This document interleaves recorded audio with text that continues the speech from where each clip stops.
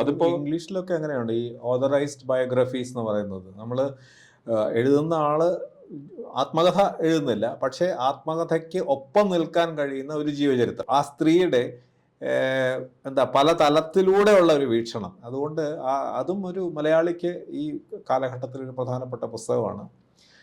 അത് ഒരു ദേശീയ തലത്തിൽ ഈ കൊച്ചു സംസ്ഥാനത്തെ കുറച്ച് മാത്രം ജനങ്ങൾ മാത്രം സംസാരിക്കുന്ന മലയാളം വാസ്തവത്തിൽ ദേശീയ തലത്തിലുള്ള സിനിമാ രംഗത്ത് ഇപ്പം ഒരു വലിയ ചുവടുവെപ്പ് ഈ കഴിഞ്ഞ 2-3 വർഷമായിട്ട് വെക്കുന്നത് വളരെ ശ്രദ്ധേയമായ കാര്യമാണെന്നാണ് എനിക്ക് തോന്നുന്നത്.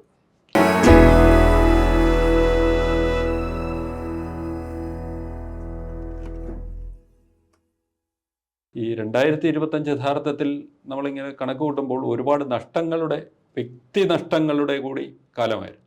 അതിലേറ്റവും വലിയ നഷ്ടം എന്ന് പറയുന്നത് 101 വയസ്സിലാണെങ്കിലും കേരളത്തിൻ്റെ വിപ്ലവ പ്രസ്ഥാനത്തിൻ്റെ അമരത്ത് നിലകണ്ട മുൻ മുഖ്യമന്ത്രി 101 വയസ്സിൽ VS അച്യുതാനന്ദൻ്റെ നിര്യാണം.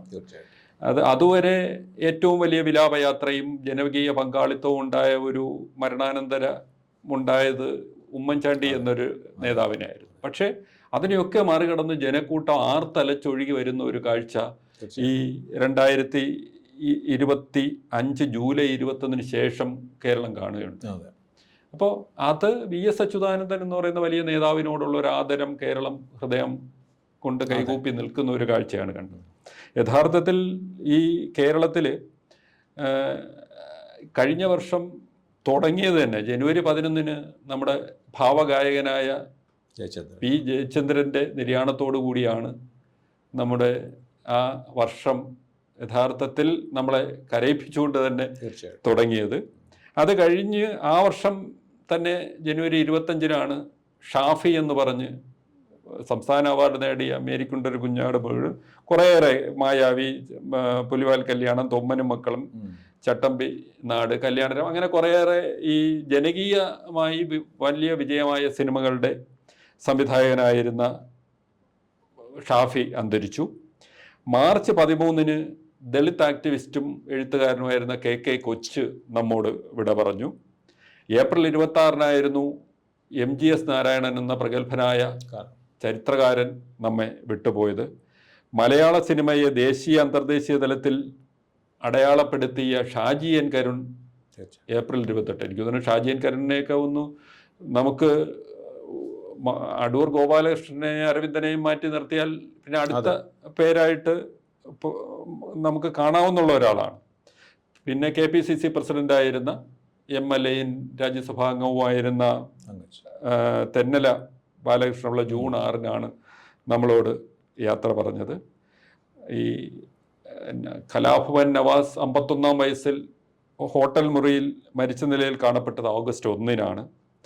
പിന്നെ ഇതിൽ ഓഗസ്റ്റ് 1 ആ മരണം കഴിയുമ്പോൾ അതിൻ്റെ തൊട്ടടുത്ത ദിവസം ഓഗസ്റ്റ് 2 98 വയസ്സിൽ സാനുമാഷ്, MK സാനുമാഷ് എന്ന് പറഞ്ഞ അദ്ദേഹം ഈ 98 വയസ്സിലും ആരോഗ്യം നിലനിർത്തി തീർച്ചയായിട്ടും പോലും എഴുതി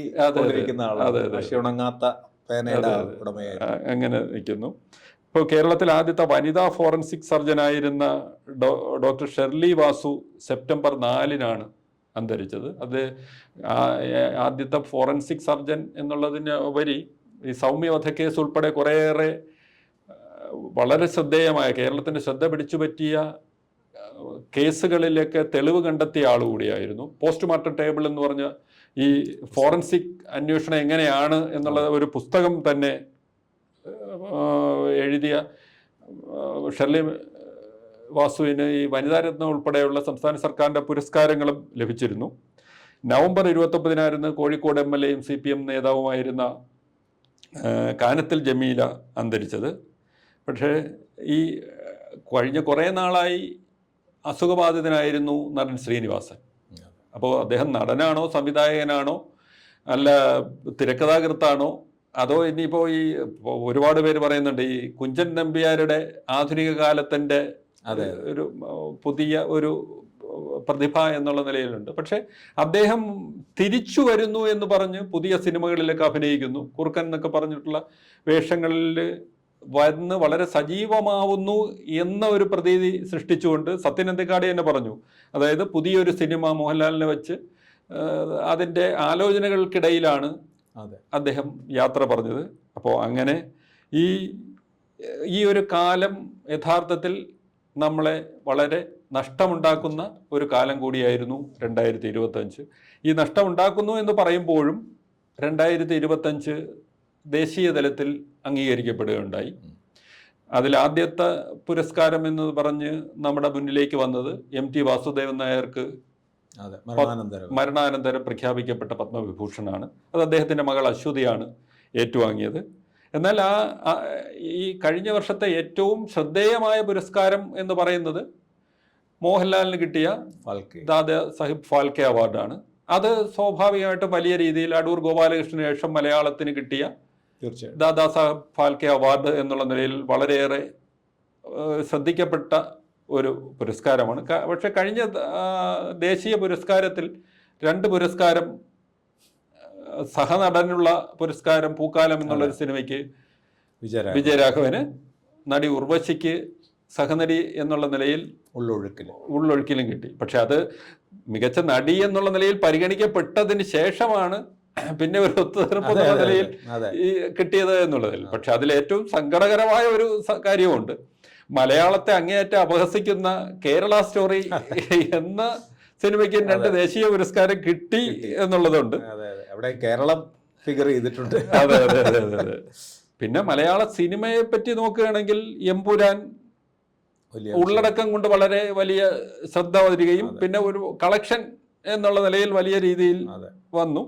പിന്നെ അതിനേക്കാൾ പറയുക അഭിനേതാക്കളുടെ സംഘടന അതുവരെ പുരുഷ കേന്ദ്രീകൃതമായിരുന്നത് ഭാരവാഹികൾ സ്ത്രീകളായി ശ്വേതാ മേനോൻ പ്രസിഡന്റ് ആയിക്കൊണ്ട് ഒരു പുതിയ സ്ത്രീകൾ നേതൃത്വം നൽകുന്ന അത് മലയാള സിനിമയിലെ അതുവരെ പുലർത്തി വന്ന ഒരു കാഴ്ചയ്ക്ക് വിരുദ്ധമായ കാഴ്ചയായിരുന്നു. പിന്നീട് ഈ ഏറ്റവും ഒടുവിൽ വന്ന് നിൽക്കുന്നത് നടിയെ ആക്രമിച്ച കേസിൽ, അതും സിനിമയുടെ കൂട്ടത്തിൽ എണ്ണാതിരിക്കാൻ പറ്റില്ല, ആക്രമിച്ച കേസിൽ നടൻ ദിലീപിനെ കുറ്റവിമുക്തനാക്കിക്കൊണ്ടുള്ള കോടതി വിധിയാണ്. അതിന്റെ അപ്പീൽ പോകുന്നതിനെ കുറിച്ചുള്ള ആലോചനകളും പ്രഖ്യാപനങ്ങളും ഒക്കെ ഉണ്ടായി. അതിനി എത്രത്തോളം മുന്നോട്ട് പോകുന്നു എന്നുള്ളതൊക്കെ ഇനി കാത്തിരുന്ന് കാണേണ്ടതേ ഉള്ളൂ. യഥാർത്ഥത്തിൽ ഈ ഇതിൽ അടുത്ത ഇനിയിപ്പോൾ നമുക്ക് ചർച്ച ചെയ്യാനുള്ളത് മലയാളത്തിൽ ഇറങ്ങിയ ഏറ്റവും പ്രധാനപ്പെട്ട പുസ്തകങ്ങളെക്കുറിച്ചാണ് നമുക്ക് ചർച്ച ചെയ്യേണ്ടത്.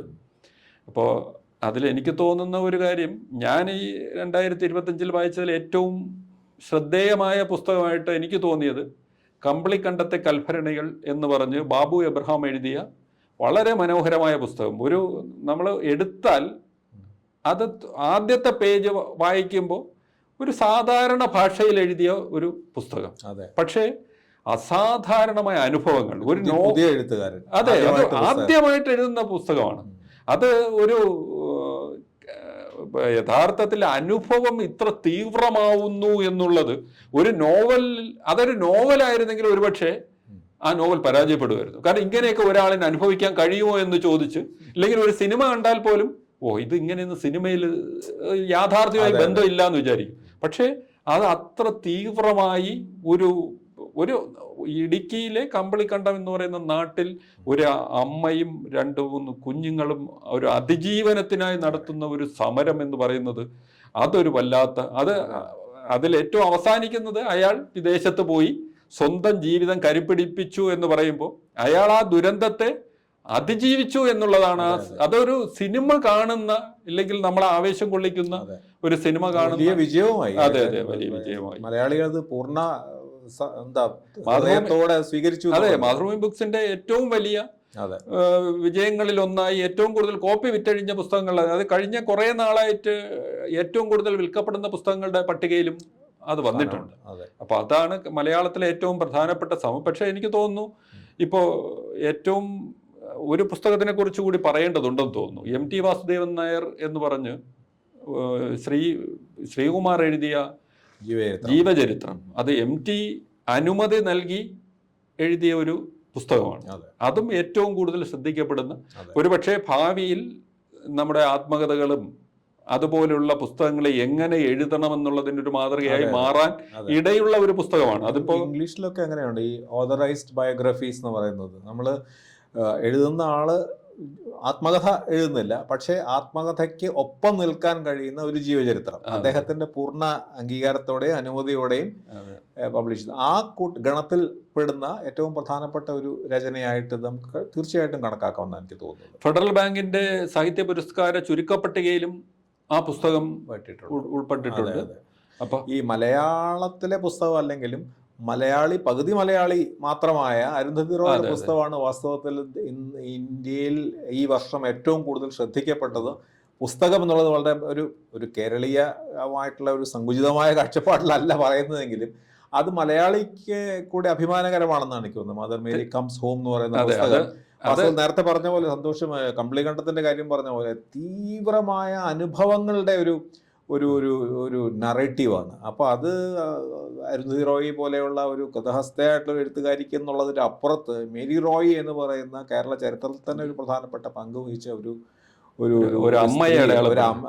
ആ സ്ത്രീയുടെ പല തലത്തിലൂടെയുള്ള ഒരു വീക്ഷണം. അതുകൊണ്ട് അതും ഒരു മലയാളിക്ക് ഈ കാലഘട്ടത്തിൽ ഒരു പ്രധാനപ്പെട്ട പുസ്തകമാണ്.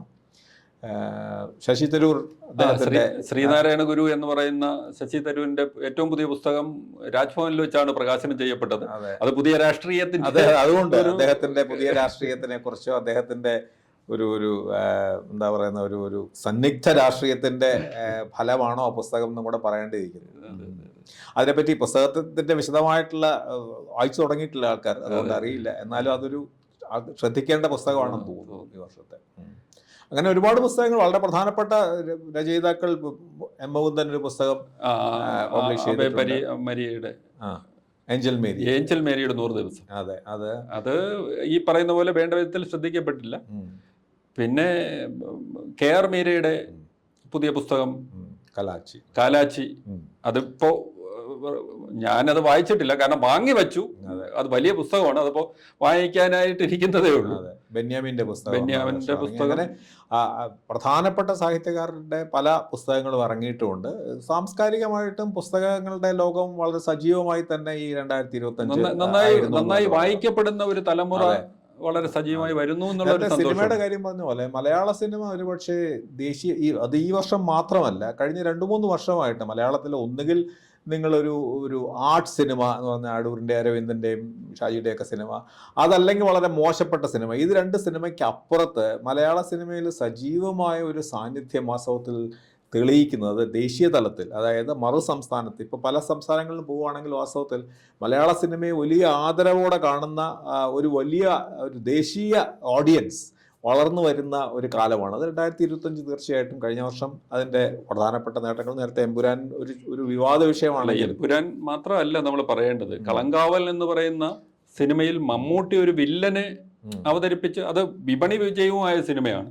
അതുപോലെ തന്നെ ഡയാസീറ എന്ന് പറയുന്ന സിനിമയിൽ മോഹൻലാലിന്റെ മകൻ, അത് അദ്ദേഹം മോഹൻലാലിന്റെ മകൻ എന്നുള്ള നിലയിലല്ല, പക്ഷെ ഒരു നടൻ എന്നുള്ള നിലയിൽ വളരെ ഇരുത്തമെന്ന ഒരു കഥാപാത്രത്തെ അവതരിപ്പിച്ച് വളരെ ശ്രദ്ധേയമായ രീതിയിൽ വന്നിട്ടുണ്ട്. അത് ഒരു ദേശീയ തലത്തിൽ ഈ കൊച്ചു സംസ്ഥാനത്തെ കുറച്ചു മാത്രം ജനങ്ങൾ മാത്രം സംസാരിക്കുന്ന മലയാളം വാസ്തവത്തിൽ ദേശീയ തലത്തിലുള്ള സിനിമാ രംഗത്ത് ഇപ്പം ഒരു വലിയ ചുവടുവെപ്പ് ഈ കഴിഞ്ഞ 2-3 വർഷമായിട്ട് വെക്കുന്നത് വളരെ ശ്രദ്ധേയമായ കാര്യമാണെന്നാണ് എനിക്ക് തോന്നുന്നത്. പ്രണവിൻ്റെ ഡയാസിറയെ പറ്റി നമ്മൾ പറയുമ്പോൾ അതിനേക്കാളും ശ്രദ്ധിക്കപ്പെടേണ്ട വേറൊരു സിനിമയും ഉണ്ട്.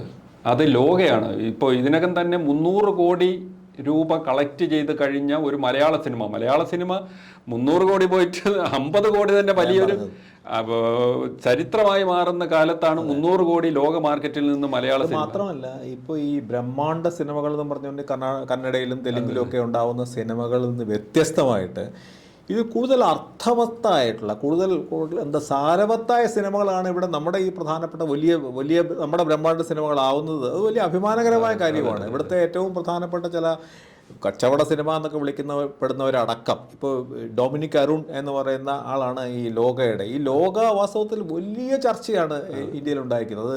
എത്രമാത്രം അതിന് അർഹമാണോ എന്നുള്ളത് മറ്റൊരു വിഷയം. പക്ഷേ ഈ മലയാള സിനിമ ഈ പുതിയ സാധ്യതകൾ തേടുന്നത് പിന്നെ ദേശീയ തലത്തിലുള്ള പല സംവിധായകരും ആക്ടേഴ്സും ഒക്കെ മലയാള സിനിമയിലാണ് ഈ പുതിയ ഓപ്പണിങ്. അപ്പോൾ എനിക്ക് തോന്നുന്നു ഈ പുതിയ സാധ്യതകളേക്ക് വേണ്ടി പുതിയ പരീക്ഷണങ്ങൾ ഒക്കെ നടത്തുന്നതിൽ വാസ്തവത്തിൽ ഇന്ന് ഏതൊരു ഭാഷയെക്കാട്ടിലും മലയാളത്തിലെ പുതിയ സംവിധായകർ, അതായത് കന്യ സംവിധായകർ, അത് ഈ ആർട്ട് കൊമേഴ്സ് എന്നുള്ള